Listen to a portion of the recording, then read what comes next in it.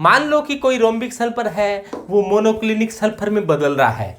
यहां पर जो टेम्परेचर होता है उसको अपने टी ट्रांजिशन कह दें, यानी कि संक्रमण ताप कह दें। कोई एक निश्चित टेम्परेचर होता है जिस पर कोई भी एक अपरूप है वो दूसरे अपरूप में बदल जाता है। जिस प्रकार से मान लो कि कोई कार्बन है, कार्बन का कोई अपरूप है ग्रेफाइट है। कार्बन के कई अपरूप आप जानते हो, ग्रेफाइट है, डायमंड है, काजल है, कोक है, कोयला है। तो कार्बन का कोई ग्रेफाइट अपरूप है वो टी ट्रांजिशन यानी संक्रमण ताप पर डायमंड में चेंज हो रहा है। तो यहाँ पर जो डेल्टा एच है उसे क्या कहेंगे, संक्रमण की ऊष्मा, हीट ऑफ ट्रांजिशन, या अपने कह दें सीधा ही संक्रमण की ऊष्मा कह दें, यानी कि हीट ऑफ ट्रांजिशन को ये अपने क्या कह देते हैं, संक्रमण की ऊष्मा। तो ये संक्रमण की, यहाँ पर यदि संक्रमण की ऊष्मा के डाटा सही सही ज्ञात हो तो आप एंट्रोपी है वो आसानी से ज्ञात कर सकते हैं। कैसे कि डेल्टा एस बराबर क्या होता है, Q reversible upon T. Q का मतलब कोई भी प्रोसेस है उसके अंदर कितना ऊष्मा में परिवर्तन हुआ है वो होती है क्यू, और टी का मतलब यह प्रोसेस किस टेम्परेचर पर संपन्न हुई है, यानी कि यह घटना किस टेम्परेचर पर संपन्न हुई है, उसे कहा जाता है संक्रमण ताप। संक्रमण ताप वह ताप होता है जिस ताप पर कोई एक अपरूप दूसरे अपरूप में बदल जाए। एक मोल दूसरे अपरूप में बदल जाए, इस दौरान जितनी ऊष्मा दी जाती है ली जाती है उसको तो कहा जाता है संक्रमण की ऊष्मा, और जिस ताप पर घटना घटी है उसे कहा जाता है संक्रमण ताप।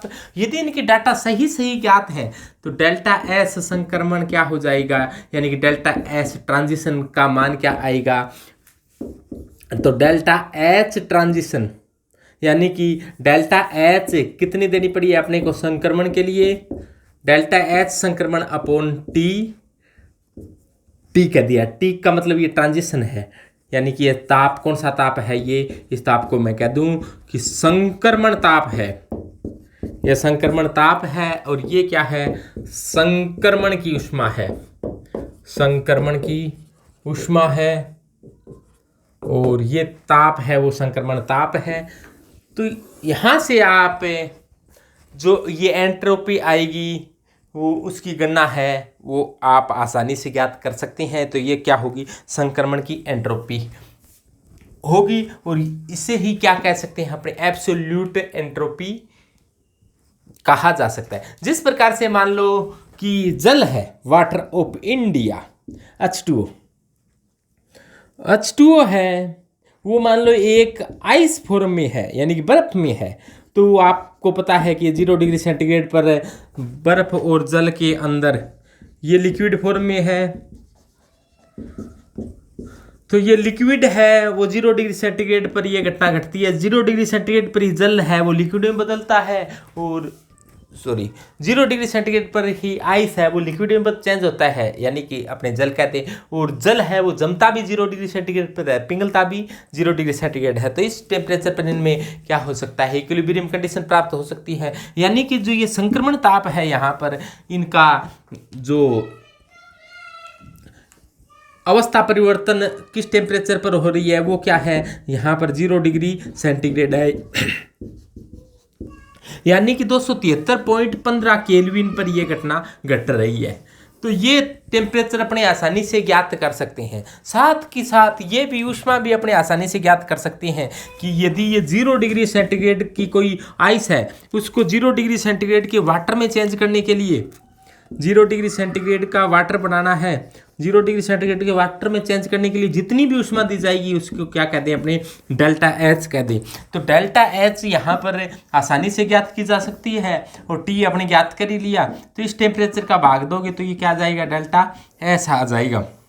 और इसे डेल्टा एस को क्या कहेंगे, यदि आइस लिक्विड में चेंज हो रही है तो इसको कहेंगे गलन की ऊष्मा, गलन की एंट्रोपी।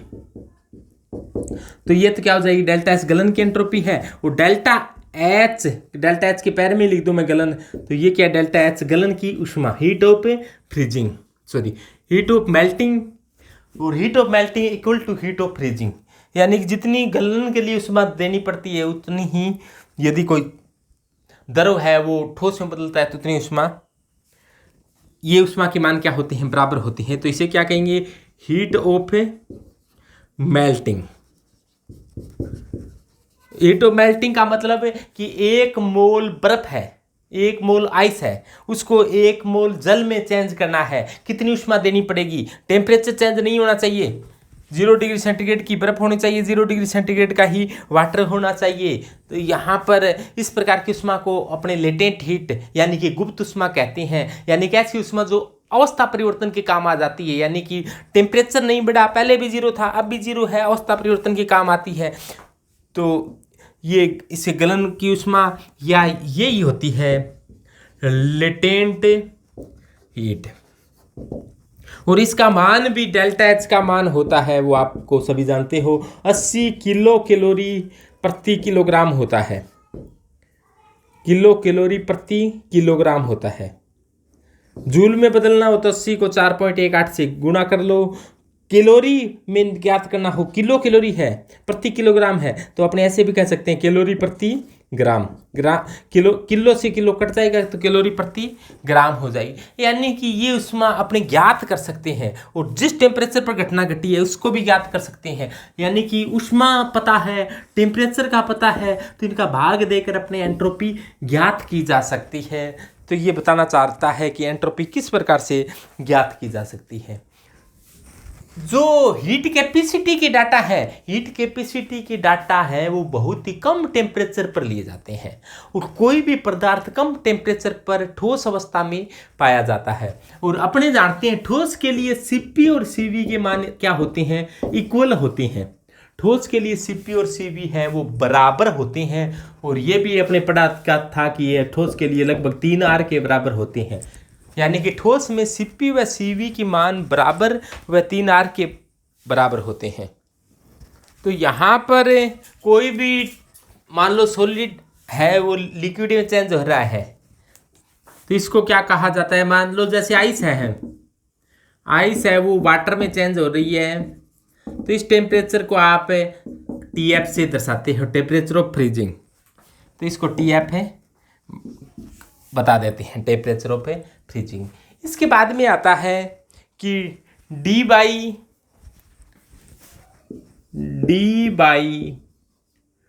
टी क्यूब्ड रूल क्या होता है। यानी कि डी बाई का टी घन का नियम क्या होता है। तो डी बाई ने क्या बात बताई कि जो ऊष्माधारिता होती है, उसने मुख्य रूप से बताया था कि नियत आयतन की ऊष्माधारिता Cv है वो समानुपाती होती है T की पावर 3 के। T घन का अर्थ होता है क्यूब 3, तो T क्यूब। तो Cv है वो ताप की तृतीय घातांक के क्या होती है, समानुपाती होती है।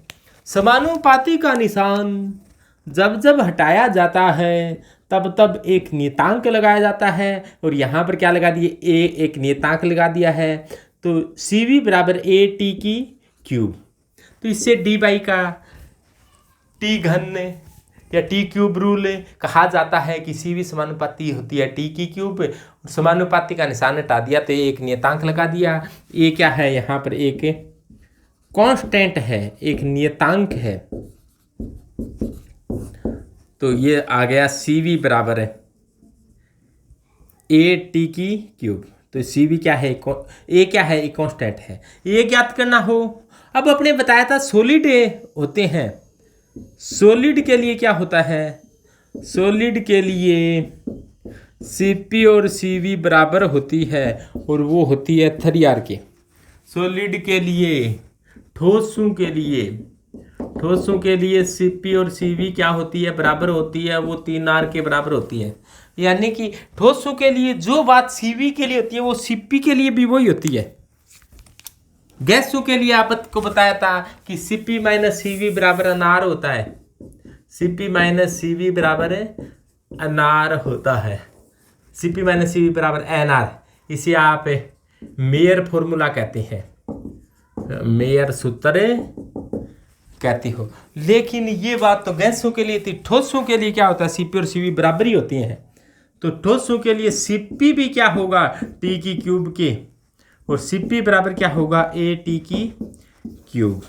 A निकालना हो तो A बराबर क्या हो जाएगा, Cp अपॉन T की क्यूब। तो इसे डी बाई का टी क्यूब रूल कहा जाता है। तो डी बाई का टी क्यूब रूल कहते हैं। आपने ये पढ़ा कि ऊष्मागतिकी का तृतीय नियम, थर्ड लॉ ऑफ थर्मोडायनेमिक्स क्या होता है।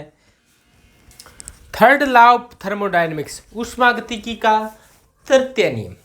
तो थर्ड लॉ क्या कहता है कि परम शून्य ताप पर, परम शून्य ताप कहा जाता है 0 केल्विन को, परम शून्य ताप पर पूर्णतः शुद्ध क्रिस्टलीय ठोस पदार्थों की एंट्रोपी का मान शून्य होता है। परम शून्य ताप पर पूर्णतः शुद्ध क्रिस्टलीय ठोस पदार्थों की एंट्रोपी का मान शून्य होता है। यानी कि कोई भी सॉलिड है, कोई भी सॉलिड है, टेम्परेचर है 0 केल्विन और पूर्णतः शुद्ध है, यानी कि एब्सोल्यूट प्योर है, पूर्णतः शुद्ध है, टेम्परेचर 0 केल्विन है, क्रिस्टलीय है, तब एंट्रोपी का मान क्या है इसका, यानी कि S 0 केल्विन पर क्या है, वो 0 है। तो इसको S0 ही कह दें अपने। S0 का मान क्या होता है, 0 होता है। ये कहता है थर्ड लॉ ऑफ थर्मोडायनेमिक्स। इसको शॉर्ट में अपने टलोट कह दें, थर्ड लॉ ऑफ थर्मोडायनेमिक्स। तो ऊष्मागतिकी के तृतीय नियम क्या कहता है कि पूर्णतः शुद्ध क्रिस्टलीय ठोस पदार्थों के एंट्रोपी का मान 0 केल्विन पर 0 होता है। लेकिन जैसे मान लो यहां पर कोई A था, ये तो 0 केल्विन इस पर है, इसकी एंट्रोपी का मान क्या है, 0 है। लेकिन जैसे टेम्परेचर बढ़ाया गया, इसकी एंट्रोपी यहां पर, तो अब इसका टेम्परेचर बढ़ गया। मान लो यहां पर T का मान क्या है, 0 केल्विन है। अब T का मान कोई मान है, मान लो T केल्विन ही हो गया। टेम्परेचर अब 0 केल्विन की बजाय क्या हो गया, T केल्विन हो गया। पहले मान लो कि 0 केल्विन था और अब क्या हो गया है, ताप T केल्विन हो गया है।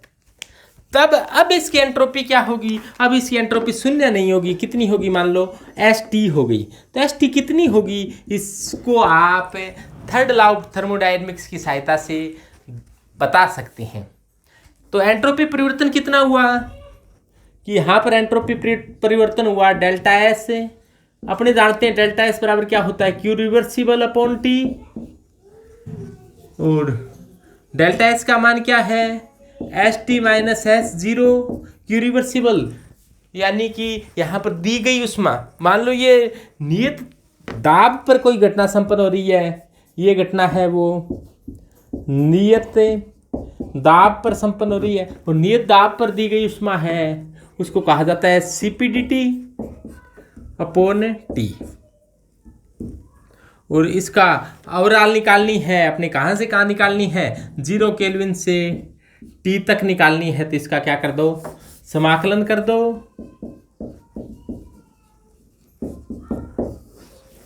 तो इसका मान, तो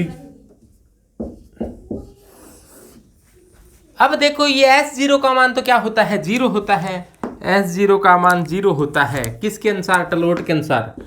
यानी कि पूर्णतः शुद्ध क्रिस्टलीय ठोस पदार्थों की एंट्रोपी का मान 0 केल्विन पर 0 होता है। तो ST का मान की गणना कर सकते हैं। ST बराबर क्या हो जाएगा, CPdT बटे T 0 केल्विन से T केल्विन तक।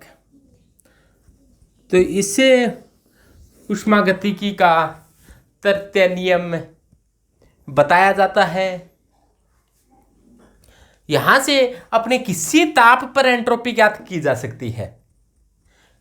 और ये एंट्रोपी होगी वो कौन सी होगी, निरपेक्ष एंट्रोपी होगी, किसी के सापेक्ष नहीं, एक निश्चित टेम्परेचर। ऐसा नहीं कि पहले एंट्रोपी ऐसी थी अब एंट्रोपी ऐसी होगी, एंट्रोपी में परिवर्तन, क्योंकि पहले तो शून्य ही थी, अब जो भी है वो अब है। इसका मतलब किसी ताप पर एंट्रोपी बतानी हो तो आप टलोट की सहायता से, यानी कि थर्ड लॉ ऑफ थर्मोडायनेमिक्स की सहायता से ज्ञात की जा सकती है।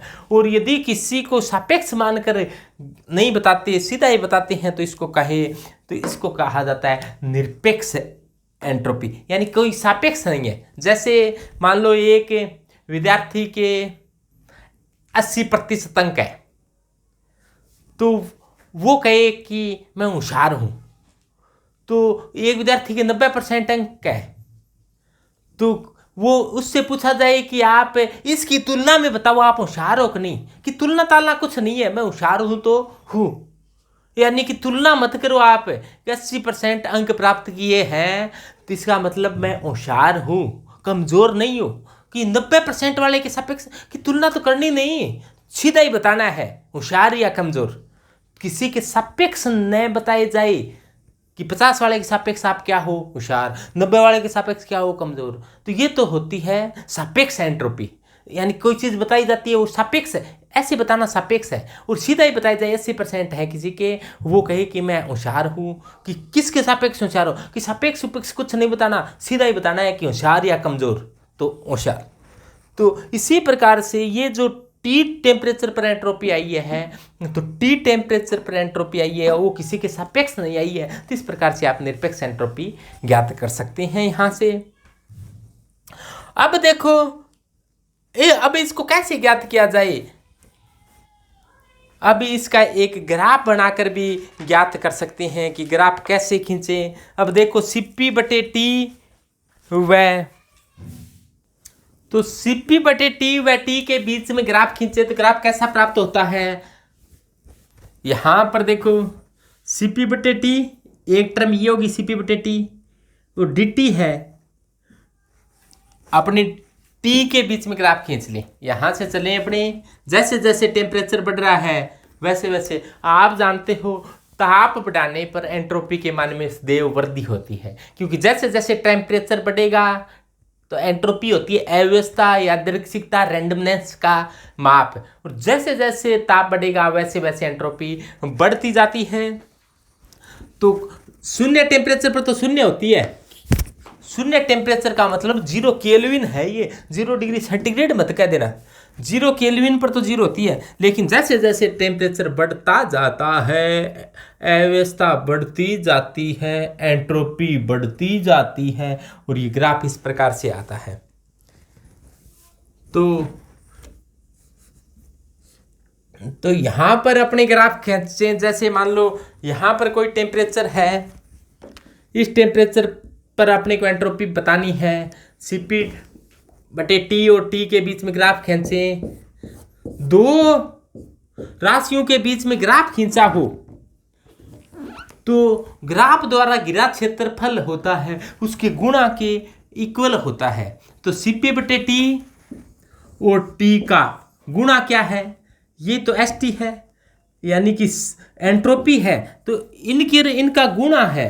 किन्हीं दो राशियों के बीच में यदि ग्राफ खींचा जाए तो उन दो राशियों का गुणा है वो घिरे क्षेत्रफल के बराबर होगा। तो ये घिरा क्षेत्रफल किसको बताएगा, एंट्रोपी को बताएगा।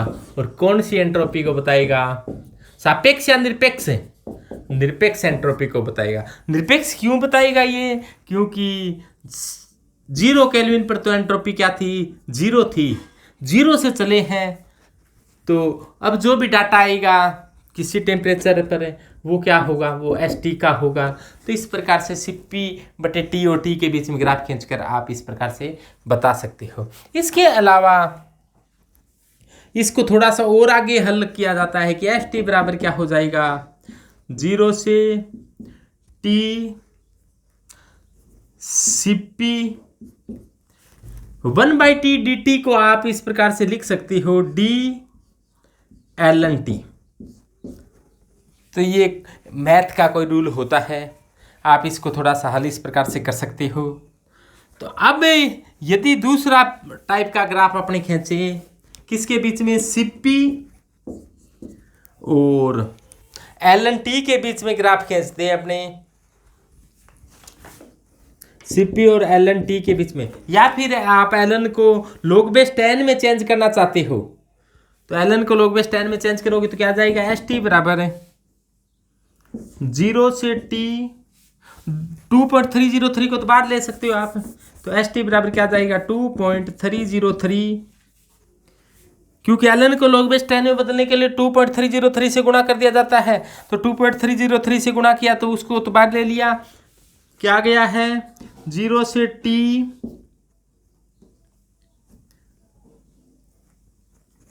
CP D log base 10 T. अब बस एलन को log base 10 में चेंज कर लिया, एलन को log base 10 में चेंज करते हैं तो 2.303 से गुणा कर देते हैं, तो अब ये इक्वेशन आ गई अपने पास कि एस टी ज्ञात कर इस समीकरण की सहायता से भी एस टी ज्ञात किया जा सकता है, इस समीकरण की सहायता से एस टी ज्ञात किया जा सकता है, पर अपने को याद ये रखनी है एस टी बराबर क्या है, या तो ऐसे याद रख लो या फिर S T minus S zero बराबर क्या होता है, ये जीरो। ये तो केवल टलोट लागू होगा तभी होगी, क्योंकि सभी पदार्थों का 0 केल्विन पर एंट्रोपी 0 नहीं होती है, पूर्णतः शुद्ध। ये तो किसके आधार पर आई है, टलोट के आधार पर आई है। पूर्णतः शुद्ध क्रिस्टलीय पदार्थों की S0 का मान क्या होता है, 0 होता है, तो ये 0 मान रखने के कारण आई है। और आप यहाँ पर S0 का मान 0 न हो तो ये सूत्र हमेशा काम करेगा, ये सूत्र हमेशा काम करेगा। ये सूत्र जब किसी पदार्थ पर पूर्णतः शुद्ध क्रिस्टलीय होगा तो ये सूत्र काम करेगा, क्योंकि पूर्णतः शुद्ध के लिए S0 का मान क्या होता है, 0 होता है।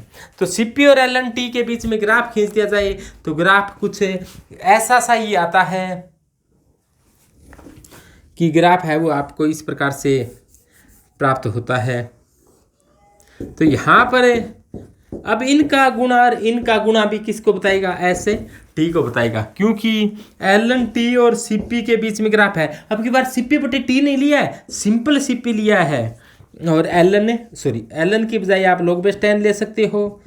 एलन और log base 10 में तो बस 2.303 से मल्टीप्लाई का अंतर होता है, तो log base 10 के बीच में ग्राफ खींच लोगे तो ग्राफ आपको इस प्रकार से आ जाएगा। तो इस द्वारा गिरा क्षेत्रफल भी निरपेक्ष एंट्रोपी को बताएगा। सीपी बटे टी और टी के बीच में ग्राफ खींचा जाए तो इस प्रकार से गिरा क्षेत्रफल भी निरपेक्ष एंट्रोपी को बताएगा, यानी कि निरपेक्ष एंट्रोपी आसानी से ज्ञात की जा सकती है।